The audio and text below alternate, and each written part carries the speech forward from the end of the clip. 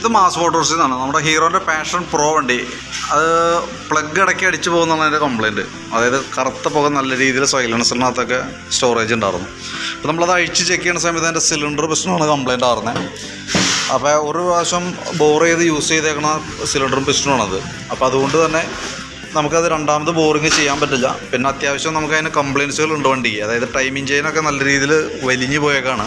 കാരണം അതിൻ്റെ ഉള്ളിൽ വന്ന സിലിണ്ടറിൻ്റെ ഉള്ളിൽ വന്ന ആ റബ്ബർ ടൈപ്പ് റോളറിൻ്റെ അവസ്ഥ ഇതാണ്. അപ്പോൾ ഏകദേശം ഊഹിക്കാമല്ലോ നമുക്ക് അതിൻ്റെ ഉള്ളിൽ വന്നാണ് തേയ്മാനം. അതിൻ്റേതായിട്ടുള്ള സൗണ്ട് കാര്യങ്ങളൊക്കെ നിലവിലുണ്ട്. അപ്പോൾ വണ്ടി മാക്സിമം ചിലവ് കുറഞ്ഞ രീതിയിൽ തൽക്കാലത്തേക്ക് ഉപയോഗിച്ച് വണ്ടി മറിച്ച് കൊടുക്കാവുന്ന രീതിയിൽ ചെയ്യാൻ പറഞ്ഞത് പ്രകാരം ആ രീതിയിലാണ് നമ്മൾ ചെയ്തേക്കണം കേട്ടോ. എങ്കിൽ കൂടി സിലിണ്ടറൊക്കെ നമ്മുടെ വണ്ടിയുമ്പോൾ കിടന്നിറങ്ങി ഉപയോഗിക്കാൻ പറ്റില്ല.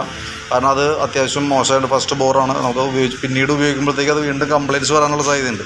അപ്പോൾ അതുകൊണ്ട് തന്നെ പഴയൊരു സിലിണ്ടർ വേറെ അറേഞ്ച് ചെയ്തിട്ട് ഫസ്റ്റ് ബോർ തന്നെ സിലിണ്ടർ പിസ്റ്റൺ ചെയ്തിട്ടുണ്ട് കേട്ടോ. പിന്നെ അതേപോലെ തന്നെ വാൽവ് നമ്മൾ മാറ്റിയിട്ടില്ല. വാൽവ് സീറ്റ് ചെയ്തിട്ടാണ് ഇട്ടാണത്. ഗ്യാസ്കറ്റൊക്കെ മാറ്റി ചേഞ്ച് ചെയ്തിട്ടുണ്ട്. എയർ ഫിൽറ്റർ ഓൾറെഡി നമുക്ക് ഇതുമ്പോൾ പവർ ഫിൽറ്ററാണ് കയറ്റിയിരുന്നത്. അപ്പോൾ ഇതെടുത്ത് മാറ്റിയതിന് ശേഷം കമ്പനി ഫിൽറ്ററിലേക്ക് കൺവേർട്ട് ചെയ്തിട്ടുണ്ട്.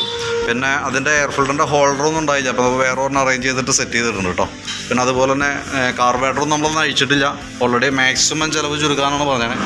അപ്പോൾ അതും പ്രകാരം ആ രീതിയിലുള്ള വർക്കാണ് നമ്മൾ ചെയ്തേക്കണം കേട്ടോ. നമ്മൾ അഴിച്ച് അതേപോലെ തന്നെ സെറ്റ് ചെയ്തിട്ടുണ്ട്. കംപ്ലയിൻറ്റ്സ് റെഡിയാക്കി സെറ്റ് ചെയ്തിട്ടുണ്ട്. പെട്ടെന്ന് കംപ്ലയിൻറ്റ് വരും എന്നല്ല, പക്ഷേ കംപ്ലയിൻറ്റ് വരാനുള്ള സാധ്യത ഹൈ ആണ്. പിന്നെ എന്ന് വെച്ചാൽ സൈലൻസറിൻ്റെ ഉള്ളിൽ അത്യാവശ്യം നല്ല രീതിയിൽ കരി ഉണ്ടായിരുന്നു. അപ്പോൾ അത് സർവീസ് സ്റ്റേഷനിൽ കൊടുത്തിട്ട് നല്ല നീറ്റായിട്ട് ക്ലീൻ ചെയ്യിച്ചിട്ടുണ്ട്. പക്ഷേ പരമാവധി അതിൻ്റെ ഈ രണ്ട് സൈഡിൽ നിന്നാണ്, ഇപ്പോൾ ഈ മൗത്തിൻ്റെ ഈ ഭാഗത്തുനിന്നും ബാക്ക് സൈഡിൽ നിന്നാണ് നമുക്ക് പ്രഷറിൽ വെള്ളം സ്പ്രേ ചെയ്യാൻ പറ്റുള്ളൂ. പക്ഷേ അതിൻ്റെ സെൻറ്ററിൽ വന്ന കാത്തലിക് കൺവെർട്ടറിൻ്റെ ഉള്ളിലുള്ള കരിയൊക്കെ ഓൾറെഡി അതിനകത്ത് ഉണ്ടാവും. അപ്പോൾ അത് സ്റ്റാർട്ട് ചെയ്യുന്ന സമയത്ത് പുകയായിട്ടൊക്കെ വരാനൊക്കെ ഉള്ള സാധ്യതയുണ്ട്.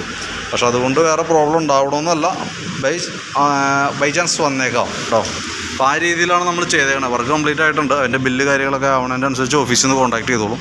അപ്പോൾ നമുക്ക് സാധാരണ നമ്മൾ എഞ്ചിൻ സംബന്ധമായിട്ടുള്ള വർക്കുകൾ ചെയ്ത് പോകുമ്പോൾ നമ്മളൊരു വാറണ്ടിയൊക്കെ പറഞ്ഞു വിടാറുണ്ട്. പക്ഷേ ഈ വണ്ടി നമുക്കത് പറയാൻ പറ്റില്ല. കാരണം ഞാൻ ഓൾറെഡി എഞ്ചിൻ്റെ ഉള്ളിൽ കണക്ട് റോഡിനൊക്കെ അത്യാവശ്യം പ്ലേ ഉണ്ട്. തന്നെ എല്ലാ ടൈമിംഗ് ചെയ്യാൻ കാര്യങ്ങളൊക്കെ കംപ്ലയിൻ്റ് ഉണ്ട്. അപ്പോൾ അതുകൊണ്ടാണ് ഗ്യാരണ്ടിയോ വാറണ്ടി നമ്മളൊന്നും ഇതിന് പ്രൊവൈഡ് ചെയ്യുന്നില്ല കേട്ടോ. അത് പ്രത്യേകം ശ്രദ്ധിക്കുക.